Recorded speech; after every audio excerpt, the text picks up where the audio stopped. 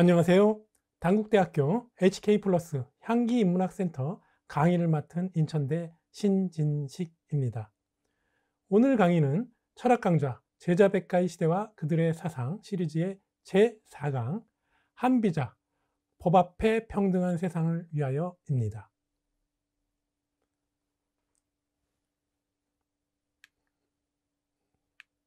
자, 그러면 먼저 이 한비자의 삶과 그가 쓴 책에 대해서 살펴보도록 하겠습니다. 한비자는 기원전 280년에서 233년까지 살았던 전국시대 말기의 사상가입니다. 여기에 기록을 보면 알 수 있겠지만 233년은 진나라가 전국을 통일한 221년, 정확하게 12년 전입니다. 이 춘추 전국이 끝나는 12년 전에 마지막 생애를 마칩니다. 자, 그리고 비교적 당대 젊은 나이에 목숨을 잃게 됩니다. 자, 그 내용을 아래 살펴보도록 하겠습니다. 한비자는 전국 7흥 중에서도 가장 문화 수준이 낮고 국력이 약했던 한나라의 귀족으로 출생합니다. 정확하게는 왕족인데요. 이 전국시대 한왕인 그 아내 서자로 태어났고 이름을 성을 한, 이름을 비라고 지었습니다. 실제로 이 왕족이었으나, 아버지가 왕이었으나 어미가 미천한 출신인 까닭에 대우를 제대로 받지를 못했습니다. 우리나라 조선시대도 마찬가지로 이 서자들은 늘 서름을 받았던 모양입니다. 그래서 일찌감치 자수성가를 위해서 학문에 눈을 돌립니다. 이 춘추전국 시대, 특히 한비자가 활동했던 시대는 전국시대로서 이 제자백각들이 활발하게 활동을 하던 그러한 시대입니다. 이 시대는 누구나 다 자신의 역량만 있으면은 쉽게 높은 관료직까지 올라갈 수 있는 시대였습니다. 오로지 실력으로 승부를 볼 수 있는 그러한 시대였기 때문에 한비자도 자신의 신분적인 그 서러움을 떨치기 위해서 열심히 학문에 매진을 하게 됩니다. 그래서 이 순자에게 가르침을 받기 위해서 이 제나라의 수도인 임치로 떠나갑니다. 당시 이 순자는 활동을 하던 그러한 시대였고, 물론 이 한비자가 순자에게서 직접 가르침을 받았다는 그런 기록은 남아있지는 않습니다만 많은 사람들이 그렇게 추정을 합니다. 지금 보시고 계시는 이 한비자의 그 일생, 그의 전기도 살펴볼 수 있었던 노자 신한 열전 속에 포함이 되어 있습니다. 이 시대는 순자가 직접적으로 제나라에서 그 강학 활동을 하던 때입니다. 정확하게는 이 순자는 이 제나라의 직하학당이라는 곳, 즉 지금의 대학과 같은 곳에 총장직을 하고 있었던 인물이었습니다. 그리고 많은 이들에게 널리 알려진 명망가이기도 합니다. 그리고 당대 최고의 지식인이었기도 합니다. 왜냐하면 이 제나라는 당시 한비자가 활동하던 시대에 가장 강성한 나라였고 가장 큰 권력을 이용해서 많은 능력 있는 인재들을 함께 모아서 교육을 하는 기관까지 설립을 했던 겁니다. 그게 바로 직하학당이었고, 이 직하학당 내에는 3,000여 명이 넘는 당대의 엄청난 지식인들이 모여듭니다. 말하자면은 국가 자문기관 역할을 하는 싱크탱크이기도 했습니다. 이 순자는 바로 이곳의 수장이었습니다. 이 직하학당의 수장은 그 많은 3,000명의 지식인 중에서도 가장 더 뛰어난 인물이 수장 역할을 맡을 수 있었던 겁니다. 그만큼 이 순자는 모든 사람들에게 선망의 대상이었고 가르침을 받고자 하는 그러한 대상이기도 했습니다. 역시 한비자도 그러한 목적으로 이 순자 혹은 이 순자 학파, 순자의 제자들을 찾아서 이 제나라로 떠나갔던 것입니다. 이때 순자를 스승으로 모시고 있었던 이사를 만납니다. 그래서 이사와 함께 이 순자를 스승으로 모시게 되었던 겁니다. 훗날 바로 이 이사, 동문수학을 했던 이 동창이었던 이사에 의해서 한비자는 비참하게 목숨을 잃게 되는데, 그 내용을 잠시 후에 살펴보겠습니다. 이 순자에게서 가르침을 받으면서 순자 역시 당시의 모든 제자백가를 망라하는 그런 종합 사상가로서 뛰어난 능력을 펼쳤습니다. 그에게서 학문을 전수받았기 때문에 도가, 유가, 묵가, 명가 등의 제자백가의 사상을 흡수하고 이들을 비판적으로 계승하면서 부국강병의 설을 체계화하게 됩니다. 그래서 최고의 법가 사상가로서 부국강병 사상의 최고 수준의 그 실력을 과시하게 됩니다. 자, 바로 이 지도에서 확인하실 수 있듯이 한비자는 바로 이 한나라의 출생입니다. 이 원래 이 춘추시대 때는 이 세 나라가 하나의 나라였다가 전국시대가 오면서 이 세 나라가 분열이 됩니다. 각각의 나라의 대부들이 서로 나라를 세운 것이 조나라, 위나라, 한나라입니다. 이 세 나라를 진나라라고 하고, 이 진나라는 춘추전국시대에 바로 이런 법가 사상들의 요람이기도 했습니다. 특히나 이 법가 사상가들이 이 진나라 일대, 그러니까 조나라, 위나라, 한나라에서 많이 배출이 됩니다. 그 대표 인물이 바로 한비자입니다. 그리고 이 지도에서 확인할 수 있듯이 전국시대, 춘추시대의 이 7개 나라가 거의 사라지고 5개 나라, 실제로는 춘추시대 초기에는 무려 170개 국가가 병합이 돼서 전국 말기에, 춘추시대 말기에 이르면은 20개 국가, 약 20개 국가로 병합이 됐다가 전국 말기에는 불과 이 5개 나라만이 남습니다. 자, 이 춘추시대부터 이미 대동란, 나라 간의 전쟁이 끊임없이 펼쳐지기 시작하면서 이렇게 땅 따먹기 전쟁을 통해서 나라가 점점 숫자가 줄어들게 됩니다. 그리고 결국은 5개의 대국만이, 전국시대는, 죄송합니다. 7개의 나라만이 남게 됩니다. 그러니까 춘추시대의 5개의 오패에서 다시 7개의 국가로 나누게 됩니다. 자, 바로 이 7개의 국가가, 잠깐 이걸 지워보겠습니다. 자, 여기 보이는 가장 춘추시대에 강성했던 이 제나라, 아울러 그 쌍벽을 이루었던 진시황의 진나라, 그리고 방금 말씀드린 조나라, 위나라, 한나라, 춘추대 때 진나라가 갈라진 이 세 나라, 그리고 북쪽 지금의 북경지역 일대를 장악하고 있었던 연나라가 있습니다. 자, 그리고 이 남방에 가장 강성했던 나라, 바로 이 초나라입니다. 이 7개 나라가 서로 쟁권을 다투며 대규모 전쟁을 벌이고 있던 대동란의 시대입니다.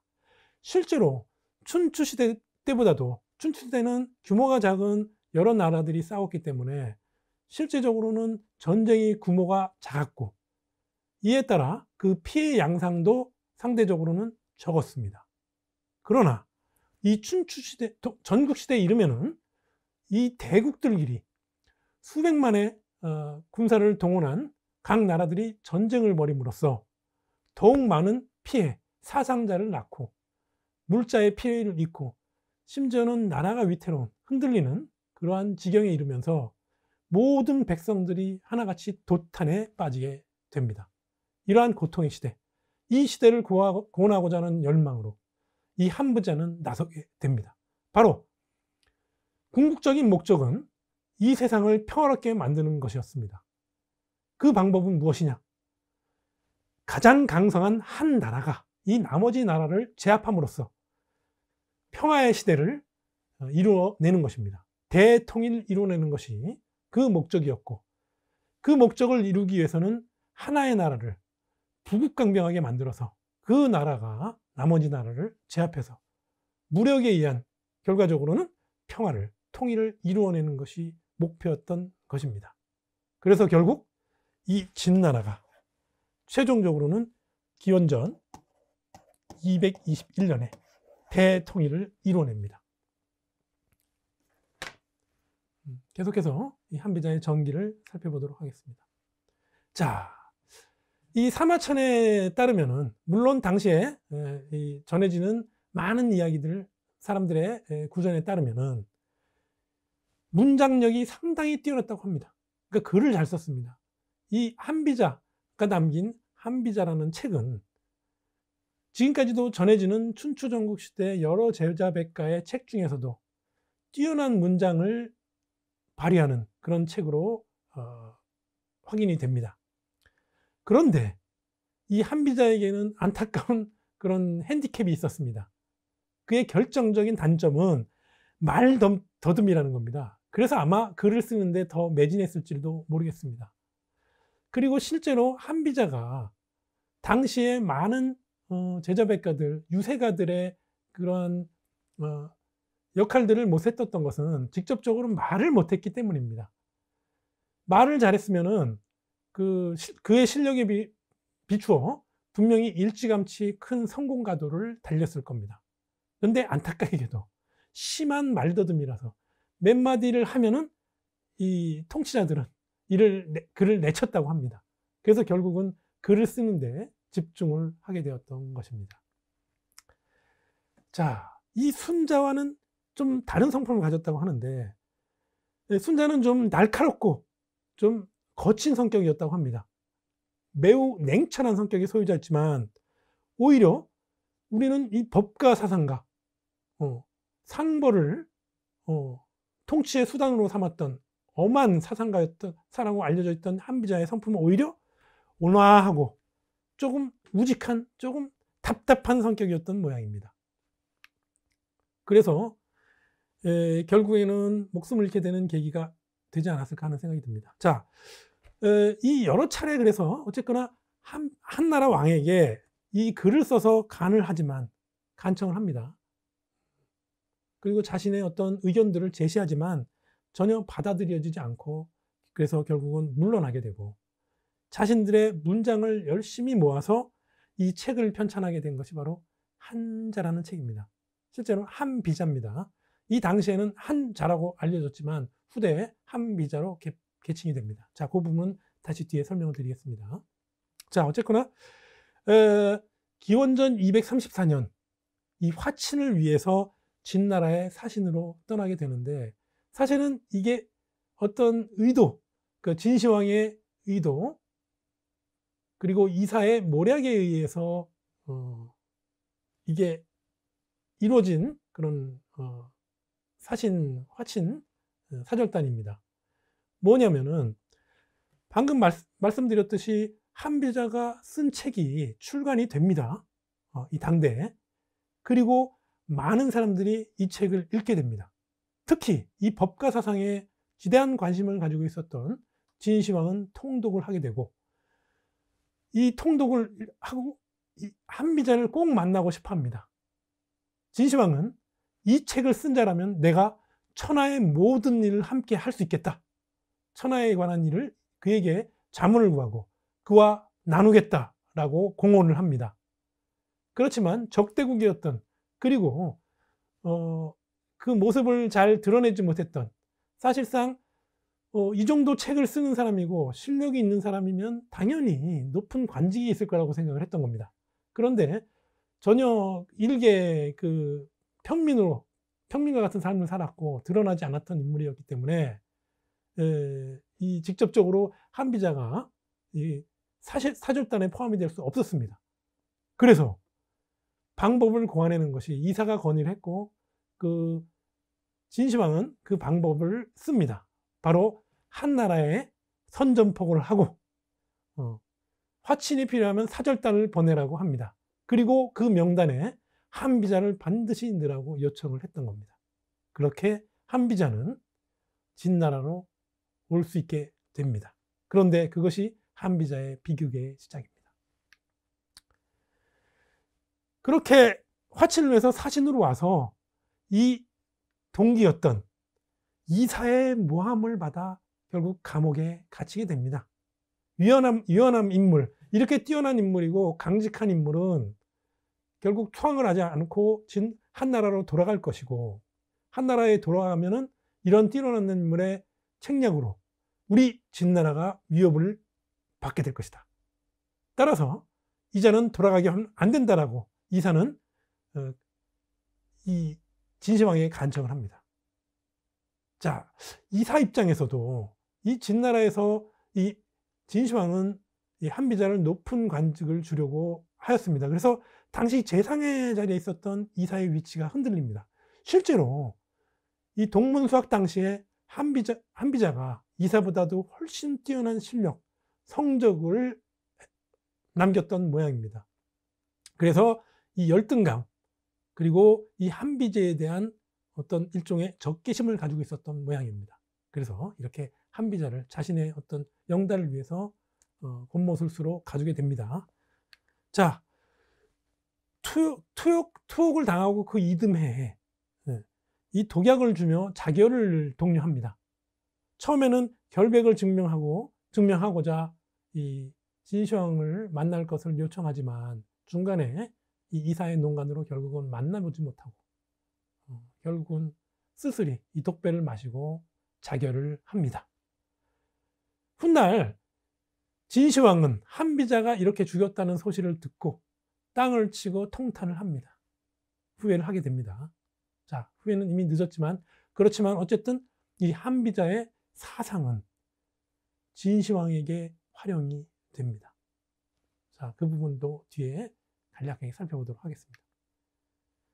자, 이렇게 세상을 일찍 떠난 한비자, 아쉬운 안타까운 한비자. 그가 오랫동안 살았으면은 이 세상은, 그리고 진나라는 통일 이후에 역대 왕조 중에서 가장 짧은 왕조 시기를 마감하고, 통일 왕조를 마감하고 멸망하게 됩니다. 한비자가 살았으면 어땠을까요? 한비자가 이 재상으로서 혹은 이 진시황의 보좌관으로서 그 역할을 했다면 진나라는 그 명운을 달리했을지도 모르겠습니다. 자, 한비자가 남긴 이 한비자라는 책입니다.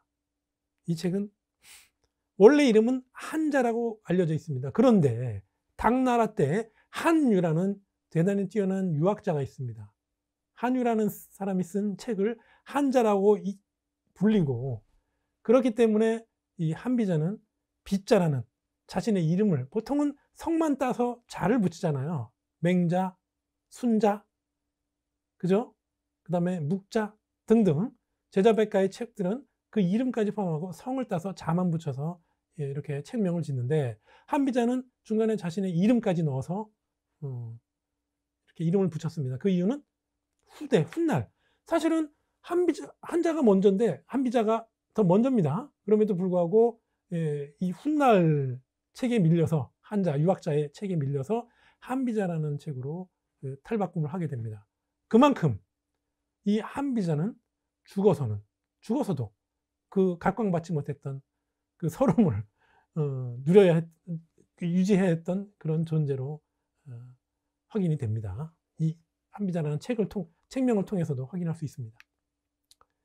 자, 이 책은 55편, 20책으로 무려 10만 자에 이르는 방대한 양을 과시하는 책입니다.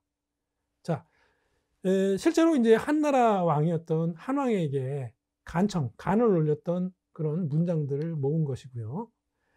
이 한비가 사망한 후에 이 책이 현재의 형태로 제대로 정리돼서 출간이 됩니다. 자, 그리고 이 법가 사상에 모든 정의가 집대성된 법가의 가장 중요한 책이기도 합니다. 자, 이 당시 그 법가와, 그러니까 한비자 이전에도 법가가 있습니다. 이들을 초기 법가라고 하는데, 그들에 대해서도 먼저 좀 살펴보도록 하겠습니다. 그리고 이 당시에 그 사회, 정치, 경제 각 방면의 일종의 추세, 그 시대 상황에 대해서도 간단하게 좀 먼저 보도록 하겠습니다. 이 법가는 이 군주와 국가의 관점에서 이 정치를 논한 사람을 당시에는 이런 법가들을 법술지사라고도 불렀습니다. 그리고 이제 한대에 와서 이들을 학파로 나눌 때 법가라고 불렀던 겁니다. 이 법가의 학설은 제나라와 앞서 말씀드렸던 진나라, 그러니까 진나라 삼진, 한위조에서 성행을 했습니다. 초기 춘추시대부터 전국시대에 이르는 정치는 귀족 정치들이었고, 그러니까 귀족들이 장악해서 자신들이 마음대로 할 수 있었던 분권화된 일종의 그런 정치 체제였다가 이것이 중앙 집권이 강화되는 방향으로 나아가는 군주제 정치로 바뀌게 됩니다. 초기에 진나라, 그러니까 춘추전국시대 초기부터 전국시대 중후기에 이르기까지도 여전히 읍제국가, 그러니까 지방 분권제 국가에서 중앙 집권적 국가, 군연제 국가로 이행하는 그러한 시기였던 겁니다. 그리고 인물 정치와 예치, 그러니까 귀족들은 이 법에 의해서 통치를 받지 않습니다. 귀족 이하 서민들부터 이제 법의 적용을 받습니다. 그러니까 이 법가 이전, 한비자 이전에도 이 법은 있었습니다. 그런데 이 귀족들은 법의 통제를 받지 않습니다. 다만 아시지 않습니까? 예라는 것은 그냥 일종의 도덕적인 어떤 지탄을 받을지언정 법적인 제재를 받지 않는 그런 자들이었고, 그들이 마음대로 세상을 좌지우지하던 그런 시대였는데, 이들도 모두가 평등하게 법 아래 지배를 받고 통제를 받고 관리가 되어야 된다는, 질서 있는 사회를 만들어야 된다는 것이 이 법가들의 목적이었고, 그것이 바로 법치입니다. 예치가 아닌 법치를 지향했던 것이고, 그러한 과정으로 나아가던 그러한 시대였습니다. 자, 대표적으로 이제 이 상군서, 상항이라는 인물이 남긴 이 상궁서에는 이 상세에는 자, 친족을 친애하고 이기주의를 애호했었고, 자, 그리고 이 중세에는 현자를 숭상하고 인을 환호했다라고 합니다. 그리고 하세, 이제 이어질 세대에는 바로 통치자를 숭상하고 관리를 받들었다, 이렇게 얘기를 합니다. 그러니까 새로운 시대가 도래했고 그 변화하는 과정이 있다는 것을 이렇게 법가들은 이야기하고 있었습니다. 이 군권을 강화하고, 사실은 이 법가라는 것은 군주제, 막대한 군주 1인 독재 권력 체제를 구축하는 것을 목표로 하고 있던 겁니다. 그리고 법치를, 그의 통치 아래 일사불란한 통치 질서를 이뤄내는 법치를 강조했던 것입니다. 그러기 위해서는 사적인 학문들, 일반 사학들을 다 금하고 이제 국가 통치하에 교육을 진행할 것을 추구했던 겁니다. 당시 현실 정치에 이것이 바로 이제 오히려 자연스러운 추세였던 겁니다. 귀족 정치가 점점 이제 파괴되고, 백성들은 농업과 산업 방면에서 자유로운 경쟁을 통해서 스스로의 부를 축적하고 농토를 늘려갈 수 있는 그런 시대입니다. 법가들은 이러한 시대에 이러한 것들을 이론적으로 옹호하던 그런 사상가였다고 보시면 됩니다. 자, 그러면은 본격적으로 한비자의 사상 체계로 들어가 보도록 하겠습니다. 먼저 이 한비자가 갖고 있었던 역사 사상, 즉 이 역사관을 먼저 보겠습니다. 그 대표는, 이 사상의 대표를 살펴볼 수 있는 것이 바로 한비자의 오두편에 있습니다.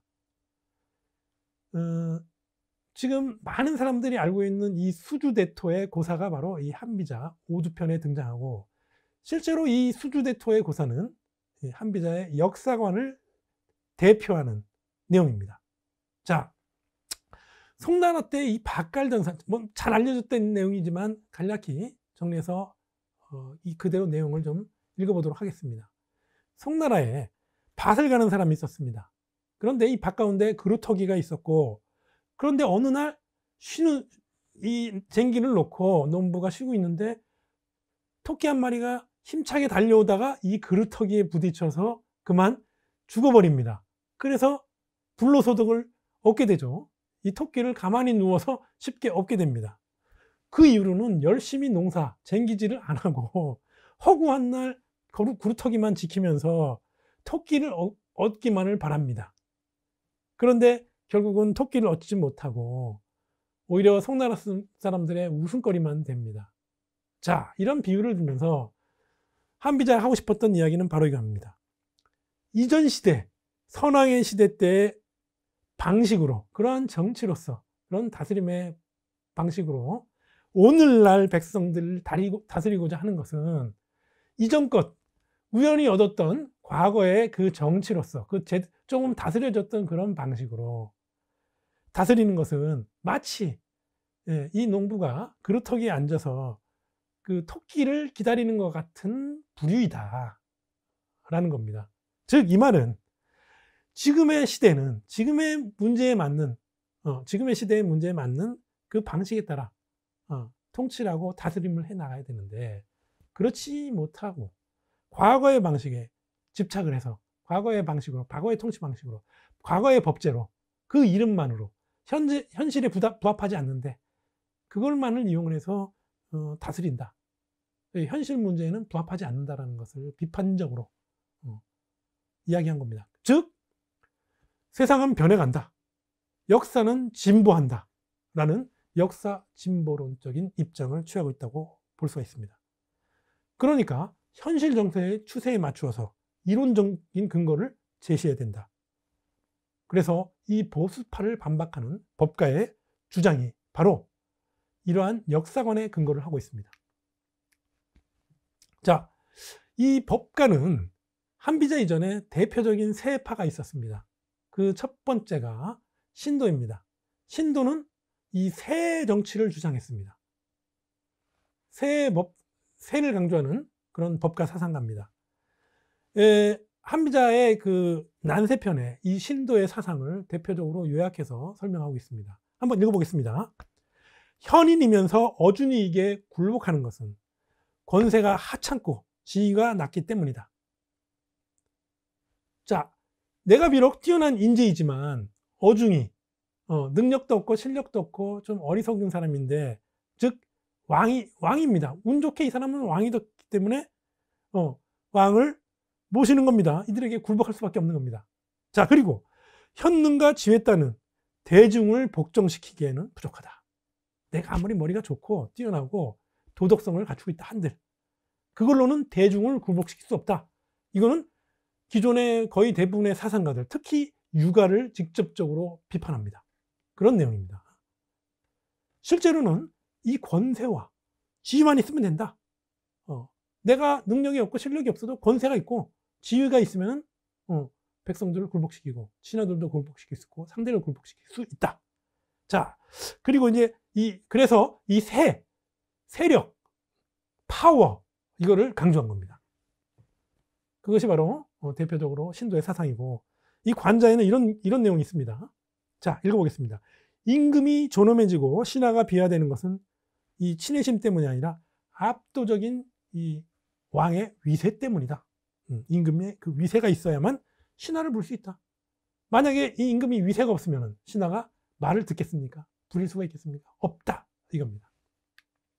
자, 그리고 두 번째 파는 바로 신불애입니다. 자, 즉 이 술치를 강조합니다. 앞서 강조한 그 세치에서 이제는 술치, 그리고 이 상황은 법만을 강조합니다. 자, 그래서 한비자는 이 둘을 이렇게 이야기합니다. 술은 군주가 신하를 제어하는 기술이다. 자, 이 술이라는 건 기술입니다. 기술. 그러니까 신하를 통제하고 관리하는 그 일종의 기술, 수법입니다. 그리고 법이라는 것은 신하가 준수해야 할 법규입니다. 바로 신불애와 상랑은 각각 이 둘을 강조했고, 이 두 사람의 강조점은 다를 뿐이다. 자, 그래서 한비자는 이 세 사상가의 법술세 사상을 종합합니다. 그래서 이 세 팔을 집대성하게 됩니다. 한비자는 이 세 가지 중에 어느 한 가지도 놓을 수가 없다. 이 세 가지 모두가 바로 이 제왕이 다스림의 도구이다.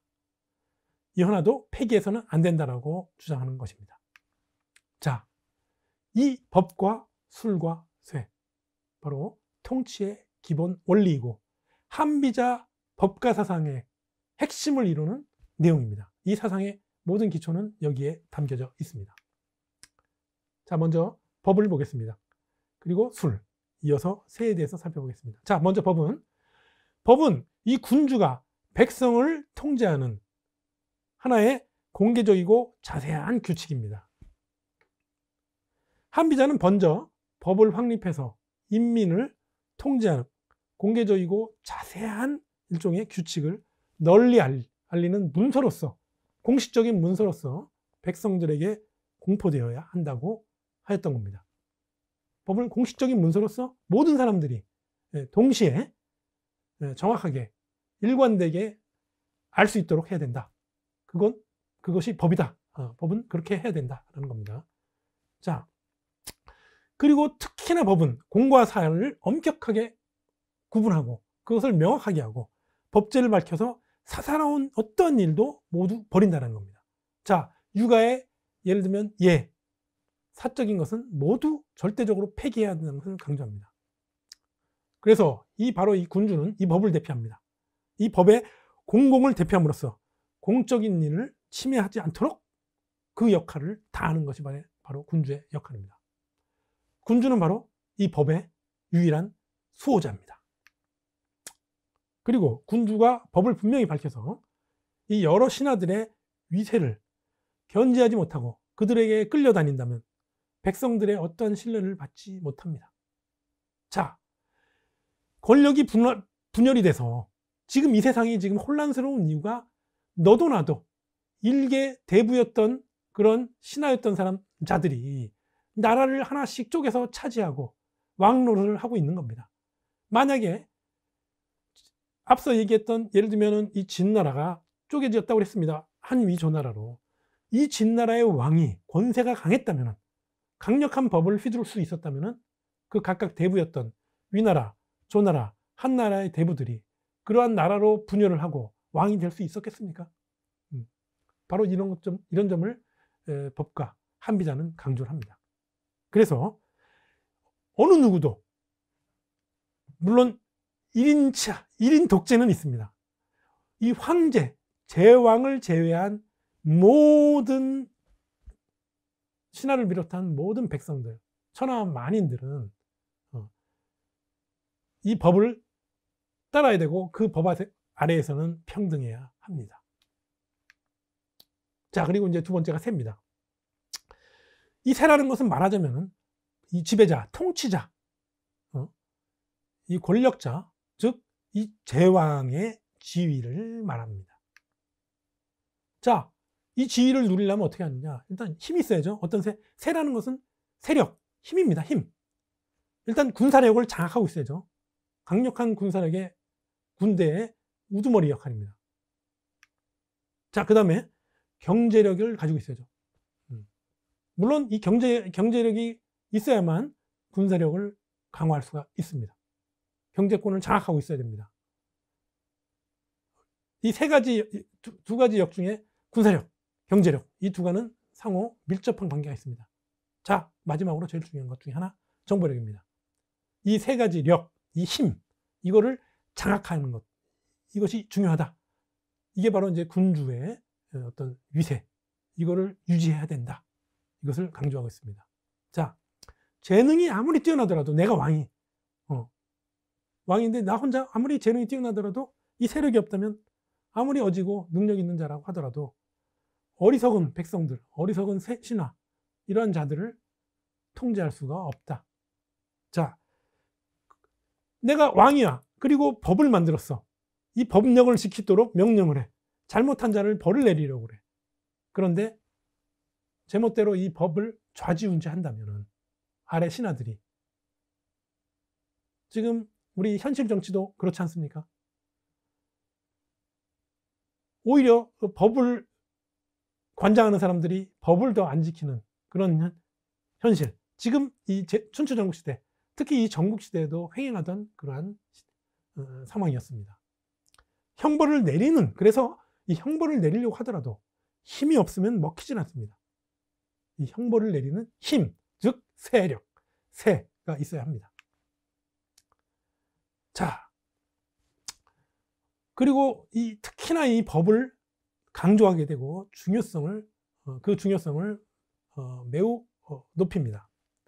예를 들면 이 관자의 명법에는 이 군주가 법령 제도를 장악하고 있기 때문에 신하가 모두 공명정대한 통치 방식을 추종하고 감히 간사한 일을 도모하지 않는다라는 겁니다. 백성들이 이제 임금들의 법에 따라서 일을 추진한다는 사실을 알기 때문에 관리가 시키는 내용은 법적 근거가 있어야 하며, 추정하고 법적 근거가 있으면 추정을 하고 법적 근거가 없으면 저지합니다. 자, 앞서 이 상황이라는 인물을 잠깐 언급을 했는데, 실제로 이 진나라가 부국강병해지는 기초를 놓은 대표적인 인물이 상황입니다. 앞서 제가 그 춘추 전국시대 가장 강성한 두 나라를 얘기했습니다. 하나는 제나라, 하나는 진나라입니다. 이 진나라가 강성해질 수 있었던 그런 기초는 바로 이 상황에게서 나옵니다. 상황은 법을 만들어 놓고 모든 사람이 따를 수 있도록 합니다. 그렇지만 세상 사람들은 그걸 쉽게, 신하들도 따르질 않았겠죠. 그래서 여러 가지 그 꾀를 고안해냅니다.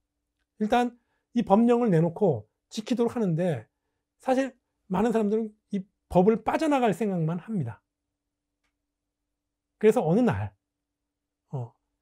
긴 막대기, 세척이 넘는 긴 대나무 막대기를 북문에다가 내어 걸어놓고 방을 하나 붙입니다.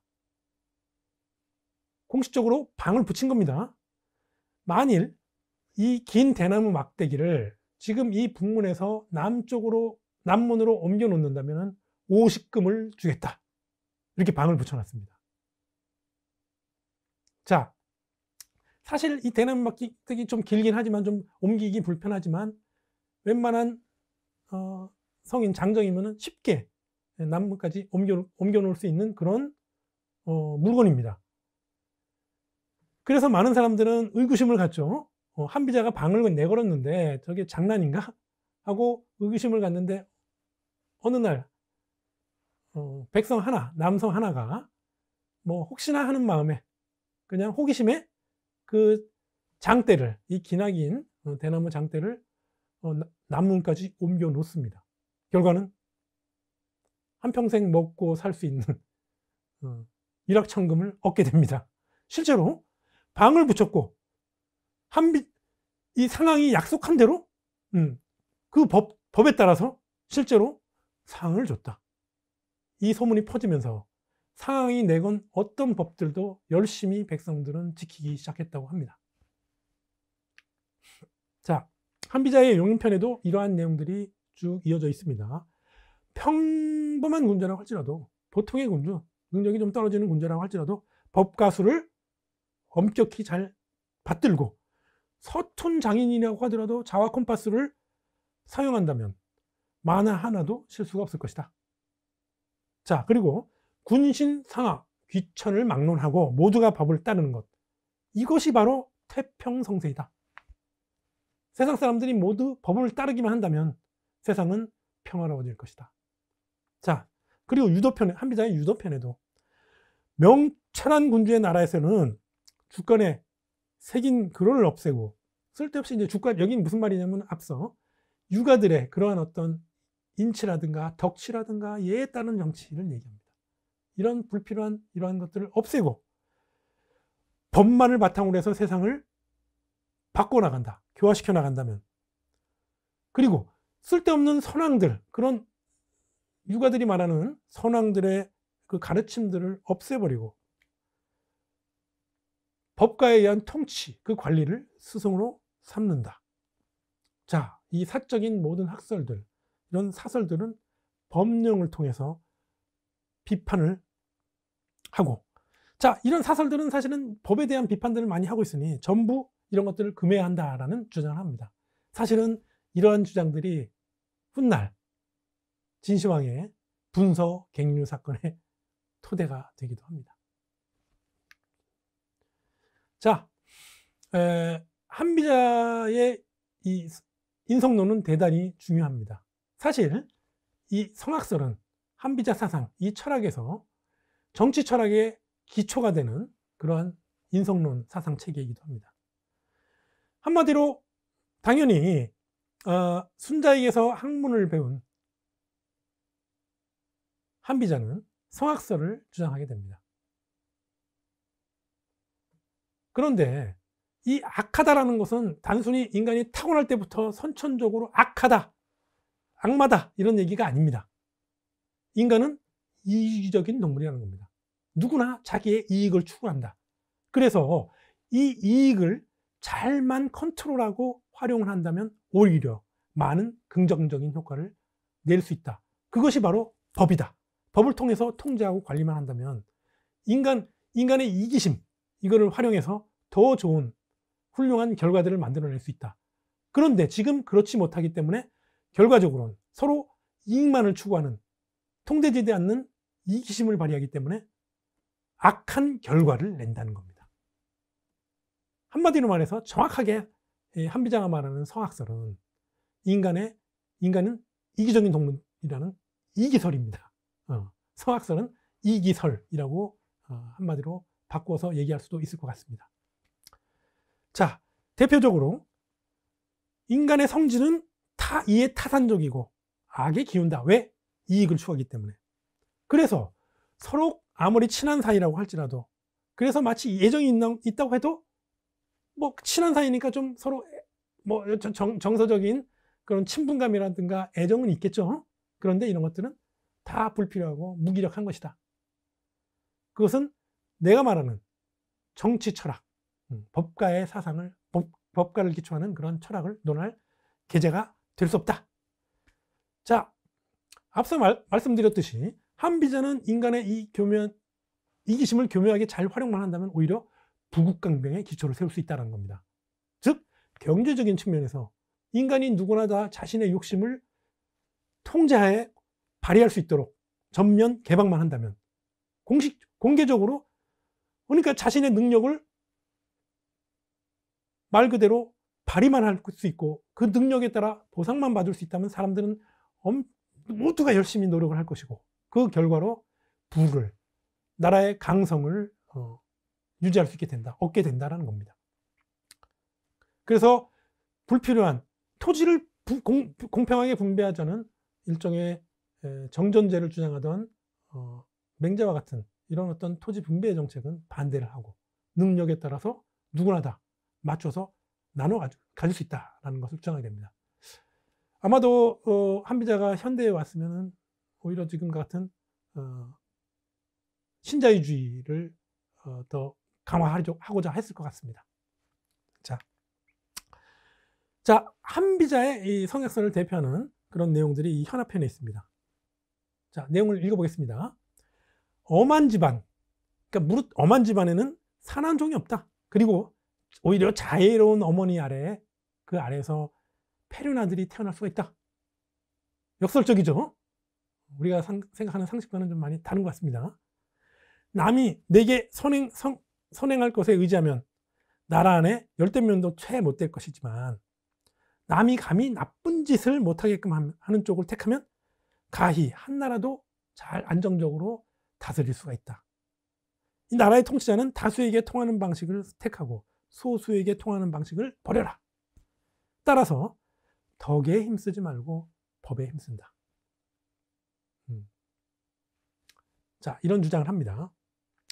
자, 한비자는 사실은 이런 비유까지 심지어 듭니다. 심지어는 부모와 자식도 이해관계, 이익을 추구하는 관계다라는 주장을 합니다. 그러면서 직접적인 비유를 듭니다. 자, 요즘은 그렇지 않지만 우리나라도 얼마 전까지도 실제로 아들을 선호했습니다. 남아 선호 사상이 있었습니다. 왜 남아를 선호할까요? 그게 더 오히려 부모들에게 이익이 되기 때문입니다. 그것이 바로 한비자의 주장입니다. 한비자는 바로 그 예를 듭니다. 이 시대는 특히나 이 남자들을 더 가치를 중시했었겠죠. 가부장제의 사회, 그리고 그 남성 권력이 강화되던 사회, 그리고 남성의 힘이 필요하던 거친 전쟁의 시대였습니다. 그렇기 때문에 남아를 선호했죠. 부모가 자식을 똑같이 사랑한다? 그거는 어불성설이다. 실제로 딸을 낳으면 아쉬워하고 슬퍼하고, 아들을 낳으면 기뻐하고 좋아한다. 그 이유는 이익이 되기 때문이다. 인간은 이와 같이 심지어는 자식과 부모 간에도 이익을 추구하는 관계가 형성이 된다. 극단적인 이기주의설인 것 같습니다. 자, 그래서 어쨌거나 근데 지금 보면은 과거에는 그래도 나름대로 인간들이 조금 더 온화하고 덕을 나누고 서로 간에 화친을 했었던 모양이었습니다. 실제로 그랬겠죠. 초기에는 과거 우리도 보면은 옛날에는 이웃 간에 조금 이렇게 돈독한 사이가 유지됐었는데 어느 날부터 더욱더 세상이 삭막해지고 서로 다투고 경쟁하는 시대로 들어가게 됩니다. 마찬가지로 한비자의 시대는 이전의 춘추시대와 달리 이 전국시대에 들어서 더욱더 각박한 시대, 서로 다투는 시대가 도래하게 됩니다. 그 이유는 인간들이, 과거의 사람들이 더 순박하고 착해서가 아니고, 그 당시에는 실제로 인구는 상대적으로 적었고 자원, 나누어 가질 수 있는 자원들, 농산물들이 오히려 조금 더 넉넉했기 때문이다. 현재는 인구도 많아지고 재화는 조금 더 한계가 있어서 이거를 서로 다투려고 하기 때문에 그렇게 인간들이 더 삭막해지고 서로 뺏고 뺏기는 거친 환경에 놓였기 때문에 인간들의 인간성도 더 그렇게 악화된 것처럼 보인다. 그렇지만 실제로는 똑같다라는 겁니다. 자, 그래서 한비자는 주장하는 것이 바로 이 법치 정치, 법제가 필요하다는 것을 강조합니다. 바로 한비자의 이 법과 철학, 법치 철학은 바로 이 성악설에 근거하고 있는 겁니다. 인간이 악하기 때문에 그 자유분방하게 놔두서는 안 되고 관리와 통제, 엄격하게 자유분방하게 자기 이익만을 추구하지 못하도록 질서 있는 어떤 법을 만들고 이에 따르도록 힘으로 황제가 관리하고 위세로서 그거를 누르고 하는 겁니다. 그것이 필요하다는 겁니다. 그런 내용이 지금 여기 언급되어 있습니다. 정치와 법령으로서 계도하고 형벌로서 다스려야 된다. 그래야 천하의 태평을 보증할 수 있다라고 합니다. 만일 공자와 맹자가 논하는 것처럼 그러한 덕으로서만 계도하려고 한다면 그러한 정치는 그 효과를 보증할 수가 없다라고 했습니다. 자, 이 법이라는 것은 한마디로 이름과 실제가 부합해야 된다는 겁니다. 법치라는 것, 이 법이라는 것은 법이 제도로서만 만들어져서 이것이 실제와 현실 상황과 일치하지 않는다면 이건 유명무실한 법이 되겠죠. 그래서 시대의 변화 또는 지금 상황에 맞는 그러한 어떤 제도를 만들고 그것에 엄격히 따르도록 한다면 이 세상은 질서 있게 일사불란하게 움직여 갈 것이고, 그러한 나라를 만드는 국가는 결국은 통일 대제국을 이루고 이 세상을 평화를 완성하게 될 수 있을 것이다 라는 겁니다. 실제로 보니까 군주가 일반 신하들, 백성들이 간사한 간교한 행위로 이거를 벗어나지 못하도록 하려면은 실제 상황과 이 법이 늘 일치할 수 있도록 잘 조절을 해야 된다는 겁니다. 만일 신하된 자가 어떤 주장을 한다, 그리고 진언한다면 군주는 그의 주장에 근거해서 그의 직무를 맡기고 그 사람이 설득력 있는 주장을 하고 그 능력과 역할을 할 수 있다라고 주장을 하고 그것을 살피고 그에 맞춰서 그에게 그런 일을 시키면 되는 겁니다. 오로지 그리고 그 사람이 하는 그 역할, 그 일의 결과에 따라서 그의 공적을 책임지운다는 겁니다. 이게 바로 명실상부라는 겁니다. 이름과 실제가 서로 부합한다. 법따로 현실 따로 놀아서는 안 된다. 이것이 이 한비자가 강조했었던 그러한 법치입니다. 자, 그리고 이러한 법치를 유지하고 잘 관리하기 위해서는 필요한 것이 두 가지 관리 도구가 있습니다. 그것이 바로 두 가지, 상과 벌, 즉 당근과 채찍입니다. 이 바로 법과 술이라는 것은 군주에게 필요한 것, 위세, 즉 상벌입니다. 이 상벌의 중요성을 이병편에서 강조합니다. 한비자가 쓴 이병편은, 이 병이라는 것은 두 자루입니다. 마치 이 운전대에도 이제 이 두 자루, 양쪽을 쥘 수 있는 이 두 자루로 이 세상을 통치해 나가고 운전해 나간다고 할 수가 있습니다. 왼손에는 채찍을, 오른손에는 당근을 두고 이 세상을 운전해 나가는 겁니다. 그것이 바로 이 두 권병, 두 자루란, 운전대란 바로 형벌과 덕, 즉 이 사형에 처하고 형벌을 내는 것이 형이고 상을 내리는 것이 곧 덕을 베푸는 겁니다.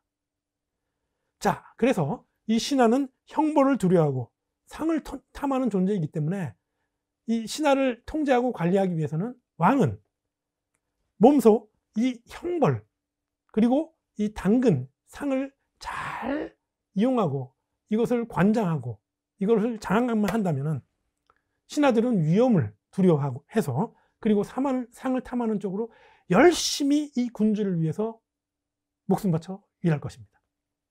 왜냐하면 인간은 어떤 본성을 가지고 있죠? 싫어하고 좋아하는 그러한 분명한 감정이 나누어져 있기 때문에 당연히 상은 좋아하고 벌은 싫어하고 무서워하지 않습니까? 그래서 상벌이 효력을 지닙니다. 자, 결국은 이러한 한비자의 법과 정치는 적극적으로 진시황에게 수용이 되어서 앞서 언급했듯이 기원전 221년 나머지 6개 국가를 차례대로 제압을 하고 결국 대통일제국을 세우게 됩니다. 그래서 그간의 대동란의 시대는 종식이 되고 평화가 찾아옵니다. 어쨌든 한 나라가 통일했으니 서로 다투어 전쟁할 일이 없어진 겁니다. 오로지 한 나라만 남았습니다. 그것이 진나라 대제국입니다. 자, 그런데 아쉽게도 이 진나라는 역사상 가장 짧은 30년도 채 안 되는 그 역사를 끝으로 멸망하게 되고 이 진나라를 이어서 한제국이 탄생하게 됩니다. 한나라는 이 진시황이 세운 이 진나라의 오류를 극복하고 유가의 정치를 받아들여서, 사실은 유가를 통치의 이념으로 삼지만 유학을 통치의 이념으로 삼았지만 그 이면에는, 그 배면에는 이 법을 기초로 그 나라를 세웠습니다. 사실은 유가의 이념으로 나라를 운영해 나갔다고 하지만 실제로 국가를 지탱하고 있는 그 거대한 힘은 역시 한비자가 구축했던, 한비자가 이상으로 삼았던 그 군주제, 강력한 군주제의 국가였습니다. 자, 이상으로 이 한비자 강의를 마치도록 하겠습니다. 감사합니다.